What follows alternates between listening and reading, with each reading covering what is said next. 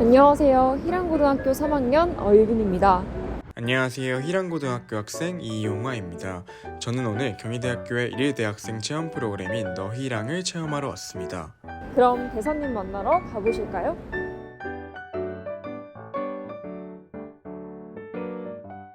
안녕하세요. 안녕하세요. 작곡과 1학번에 재학 중인 김민준이라고 합니다. 대사님께서 재학 중인 경희대학교 작곡과는 어떤 점이 특별한가요? 경희대학교 작곡과는 구단이 변화하는 사회에 맞는 예술 감각을 기반으로 한 음악 활동을 추구하는 학과입니다. 그를 위해서 이론과 실기를 모두 겸비한 전문 음악인 양성을 목표로 한 교육을 진행하고 있습니다. 그럼 대사님이 다니고 계신 학교에 대해 소개해 주세요. 이곳이 바로 음악대학 입구인데요. 음악대학 안에는 피아노나 하프 같은 악기들이 많이 구비되어 있어서 외부인의 출입을 엄격하게 금지하는 보안을 유지하고 있습니다. 이곳은 작곡과 연습실들이 위치해 있는 복도인데요. 이렇게 보시는 것과 같이 음악대학 내에는 작곡과 학생들뿐만 아니라 기악과 그리고 성악과 학생분들을 위한 연습실들이 많이 즐비해 있습니다. 이 건물은 크라운관이라고 합니다. 사실 음대 소속 건물이 아닌 600석 규모의 공연장인데요. 이 건물은 경희대학교 학생이라면 자유롭게 대여할 수 있는 건물이라서 경희대학교 음악대학 오케스트라나 각종 동아리들이 이곳에서 공연을 하기도 합니다. 작곡과에 대해서 더 자세하게 소개해 주세요. 그럼 우리 실내로 들어가서 얘기 나눠볼까요? 작곡과에서는 어떤 내용을 배우고 있나요? 우선 가장 중요한 수업인 작곡실기라는 수업이 있는데요. 작곡실기라는 수업의 경우에는 작곡과를 재학하는 8학기 내내, 4년 내내 동안 들어야 하는 수업입니다. 그리고 경희대학교 작곡과에서는 주로 아방가르드 음악의 작곡을 다루기 때문에 그런 아방가르드 음악을 만들기 위해서 알아야 하는 이론들이나 또 아방가르드 음악이 어떻게 발전해 왔는지 하는 음악사를 배우기도 합니다. 작곡과의 졸업 후의 진로는 어떻게 되나요? 우선 많은 학생들이 좀 매력적으로 생각하는 선택지 중 하나에는 음악감독이라는 직업이 있는데요. 음악감독 같은 경우에는 뮤지컬 같은 음악극에서 등장하는 음악들을 작곡하거나 또 연출하는 그런 직업입니다. 그렇기 때문에 작곡과에서 교육하는 내용들과 그 음악감독이 맡아서 하는 업무가 굉장히 큰 연관성을 띠고 있기도 합니다. 그리고 음악대학의 교수가 되는 방법도 있는데요. 음악대학의 교수가 되다 보면 아무래도 아방가르드 음악에 대한 연구도 많이 하게 되고 학부생들과 소통을 많이 하다 보니까 그런 현대음악 작곡가로서의 직업도 병행이 가능합니다. 이 외에도 음악교사나 아니면 음악심리치료사처럼 음악과 관련된 다양한 직업에 종사할 수 있으니 이런 점을 참고해 주시면 될 것 같습니다. 그럼 작곡과에 들어오기 위해 준비해야 될 것은 무엇이 있을까요? 보통 경희대학교 작곡과에서는 학생들을 정시 전형으로만 모집을 하기 때문에 그 시험을 칠 때 실기시험과 그리고 수능 성적을 반영하게 되는데요. 수능 성적보다는 실기시험을 훨씬 더 큰 비중으로 반영을 하게 됩니다. 이 실기시험에는 피아노 시험, 청음 시험, 그리고 작곡 시험과 화성학 시험이 있습니다. 먼저 피아노 시험의 경우에는 본인이 자신 있는 피아노 소나타 중 하나를 골라서 빠른 악장을 연주하면 되는데요. 저의 경우에는 프로코피에프라는 작곡가의 전쟁 소나타 7번 1악장을 연주했었습니다. 그리고 청음 시험의 경우에는 시험장에서 나오는 피아노 선율을 듣고 그것을 악보로 받아 적으면 되는 시험입니다. 세 번째 시험인 화성학은 화음의 흐름을 다루는 학문이라고 볼 수 있는데요. 그렇기 때문에 하나의 멜로디가 시험 문제로 제시가 되고 그 멜로디 위에 화음을 쌓아서 그 화음들이 마치 조화로운 하나의 악곡을 이룰 수 있도록 그 흐름을 조성해주는 시험이라고 보시면 됩니다. 네 번째로 작곡 시험 같은 경우에는 2마디 정도의 악곡이 시험 문제로 출제가 되고 3시간 정도의 제한 시간 내로 그 뒤를 이어서 하나의 곡을 완성하는 시험입니다. 작곡과에 진학을 하면 곡을 얼마나 쓰고 얼마나 공연을 하는지 알 수 있을까요? 물론 학생들 개개인이 작곡에 대해서 가지고 있는 흥미의 정도에 따라서 다를 수는 있겠지만 제가 아까 작곡 실기라는 과목을 작곡과에 재학하는 8학기 내내 동안 수강을 해야 한다고 말씀드렸잖아요. 4학년 동안을 제외하고는 한 학기에 2곡씩을 필수적으로 써야 합니다. 그리고 본인이 작곡한 곡을 무대에 올리는 수업인 작곡 발표라는 수업도 4학기 동안 수강을 해야 하는데요. 작곡 발표 수업의 경우에는 한 학기에 한 번씩만 공연을 올리면 됩니다. 그리고 마지막 졸업을 할 때에도 곡을 올려야 하기 때문에 최소한 5번씩은 공연을 올리게 되고요. 그리고 정기 연주회나 작곡 페스티벌 같이 학생들이 자유롭게 곡을 올릴 수 있는 기회들도 있어서 5번 이상의 무대 경험을 갖게 되는 학생분들도 정말 많습니다. 작곡과의 프로그램에는 어떤 것들이 있나요?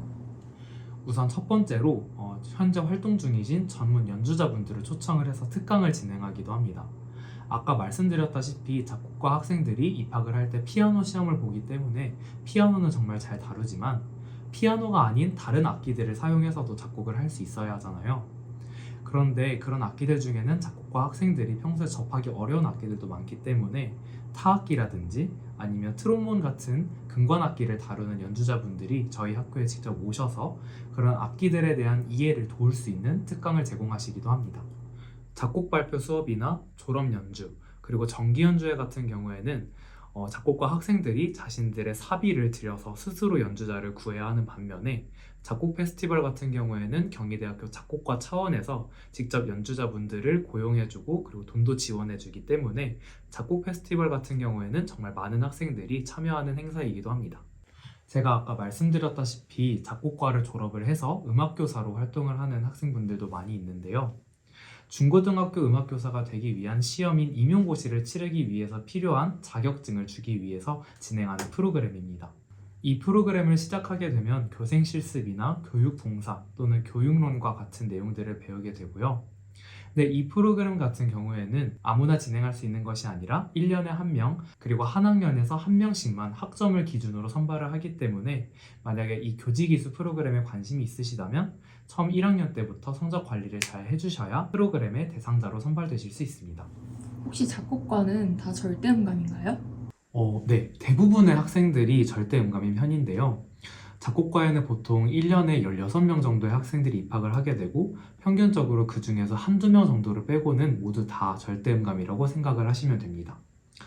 꼭 절대음감이어야 하는 것은 아니지만 입학을 할 때 치르는 청음시험이나 아니면 대학교 내에서 치르는 청음시험의 경우에는 두음 내지는 네음을 모두 한 번에 연주하는 것도 모두 들을 수 있어야 훨씬 유리한 시험들도 많기 때문에 대부분의 학생들이 절대음감을 가지고 있습니다. 입시를 준비하는 수험생들에게 한마디 해주실 수 있나요? 작곡과에 입학하기 위해서는 수능 공부와 실기 공부 모두 해야 하고 실기 공부도 한 과목만 있는 것이 아니라 4과목이나 있어서 입시를 준비할 때 부담감이 정말 클 수도 있어요. 그리고 입시 준비 외에는 다른 것들을 뭔가 경험해볼 그런 여유 시간이 많이 없을 수도 있고요. 그래서 그런 것 때문에 많이 힘들 수도 있겠지만 그런 것들을 모두 이겨내고 대학교에 와보면 동아리 활동이라든지 전과 기회 그리고 복수 전공의 기회처럼 다양한 경험들을 해볼 수 있는 기회들이 정말 많이 마련되어 있거든요. 그래서 지금은 조금 힘들더라도 대학교에 와서 자신의 꿈을 조금 더 자유롭게 키우고 펼칠 기회가 있음을 믿고 입시에서 좋은 결과를 내서 대학교에서 만날 수 있었으면 좋겠습니다. 반가워요. 안녕하세요. 안녕하세요. 안녕하세요. 경희대학교 공과대학 사회기반 시스템공학과 19학번 이동준이라고 합니다. 반갑습니다. 동준대사님. 동준대사님이 다니고 있는 공과대학 소개 좀 해주세요. 뒤편에 보이시는 건물은 공학관 건물입니다. 저희 공학관에는 9개의 학과가 있습니다. 그 중에서 저는 사회기반 시스템공학과를 재학 중입니다. 저희 공학과는 로봇처럼 생겼다고 해서 강철공대라는 별명을 가지고 있습니다. 또한 저희 공학관 뒤편에는 실험동이 있습니다. 실험동에는 전국 유일한 원자로 센터를 보유하고 있습니다.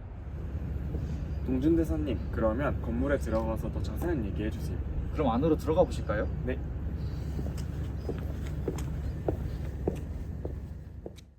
동준대사님이 재학 중이신 사회기반 시스템공학과는 어떤 학과예요? 네, 사회기반 시스템공학과란 자연계에 존재하는 자연 자원을 인간의 복지 증진에 활용할 수 있도록 필요한 시설을 조사, 설계, 설비하는 학과입니다. 그러면 사회기반 시스템공학과에는 어떤 과목이 있어요? 네, 저희 사회기반 시스템공학과의 대표적인 과목으로는 유체역학, 재료역학, 수리학, 수문학, 철근 콘크리트 공학 등이 있습니다. 제가 그 중에서 가장 인상 깊게 들은 과목은 수문학이라는 과목입니다. 수문학은 유체역학에서 배우는 베르누이 방정식을 이용한 수족관의 힘, 압력 등을 계산하는 학문인데요. 이 수문학 과목을 듣고 흥미를 느껴서 저는 수문학에 대해서 좀 더 공부해 보려고 합니다. 아, 그런 과목이 있군요. 빨리 대학생이 되고 싶네요. 그런데 저는 대학생이 되면은 꼭 동아리에 들어가고 싶은데 사회기반 시스템 공학과에는 어떤 동아리가 있어요? 네, 저희 사회기반 시스템 공학과에는 교량 구조물 대회 또는 학술제를 진행하는 동아리가 있으며 토론을 하는 동아리, 그다음에 취미를 공유하는 동아리, 현장 견학을 가는 동아리가 있습니다. 저는 그 중에서 교량 구조물 대회, 학술제를 진행하는 트러스라는 동아리에 소속되어 있습니다. 그 중에 교량 구조물 대회에 미스터 브릿지라는 대회에서 금상을 수상하기도 하였습니다. 사회기반 시스템 공학과는 경희대학교 공과대학인 만큼 높은 취업률을 자랑할 것 같은데 맞나요? 네, 맞습니다. 경희대학교 사회기반 시스템 공학과는 공과대학 소속으로 높은 취업률을 자랑하고 있습니다. 사회기반 시스템 공학과를 졸업하게 된다면 주요 진출 분야로 사기업, 공기업 또는 대학원, 학계로 진출하고 있습니다. 경희대학교 공과대학에는 건축공학과가 또 있던데 사회기반 시스템 공학과와 건축공학과의 차이점이 궁금해요. 네, 사회기반 시스템 공학과와 건축공학과의 차이점을 물어보는 학생들이 많았는데요. 사회기반 시스템 공학과는 댐, 교량, 항만 등 토목 구조물을 배우는 학과이고 건축공학과는 건물이나 주거 공간 등을 배우는 학과입니다. 아, 제가 입학에 대한 궁금한 점이 있는데 제가 물리를 조금 못하는데 혹시 물리를 못하더라도 이 학과에 입학할 수 있을까요? 네, 저 같은 경우에도 고등학교 때 생명과학과 지구과학을 선택하여서 물리학이 조금 낯설었습니다. 하지만 1학년 때 수강하는 일반 물리학 수업을 통해 이후에 수강하는 전공 수업을 무리 없이 들을 수 있었습니다. 근데 동준대사님은 체크셔츠를 입고 계시지 않네요. 제가 알기로 공대 학생들은 체크셔츠를 많이 입는 걸로 알고 있는데 진짜인가요? 물론 편하게 멋을 낼 수 있는 체크셔츠도 많이 입지만 공대생들도 저처럼 다른 멋있는 옷들을 많이 입는답니다. 오늘 이렇게 너희랑 프로그램 하면서 작곡과에 대한 이야기 나눠봤는데 어땠어요? 생소한 학과인 작곡과에 대해서 되게 구체적으로 알 수 있었던 유익했던 시간이었습니다. 저도 생소한 저희 학과에 대해서 소개할 수 있었던 게 굉장히 재미있었던 것 같아요. 프로그램 오늘 여기서 마칠 텐데 어땠나요? 오늘 사회기반 시스템 공학과에 대해 잘 알아갈 수 있었던 유익한 시간이었던 것 같습니다. 설명 잘 해주셔서 감사합니다, 동준대사님. 그럼 경희대학교에서 꼭 봐요. 안녕.